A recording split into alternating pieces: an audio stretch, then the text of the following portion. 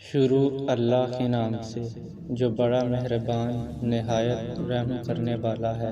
سارے دکھ 3 لفظوں پر آ کے ختم ہو جاتے ہیں، اللہ ہے نا۔ اپنے رب کے سامنے اپنی کمزوریوں کا سچے من سے اعتراف کیا کرو، وہ انہیں تمہاری قوت بنا ڈالے گا اور انہی سے تمہیں مضبوط کرے گا۔ بے شک وہ تو ہر شے پر قادر ہے۔ اللہ ان آنسوؤں کی زبان بھی سمجھتا ہے جن کا قرب ہم الفاظ میں بیان نہیں کر پاتے۔ اگر کسی نے اللہ کو پانا ہو تو وہ صبر کرنے لگ جائے تو اس کا کام بن جاتا ہے، جبکہ لوگ اس کے لیے ورد وظیفے سے کرتے ہیں، ناک رگڑتے ہیں، لیکن اللہ کو صبر کرنے والے پا لیتے ہیں۔ درد کتنا بھی ہو، اللہ کے آگے رونے سے سکون میں بدل جاتا ہے۔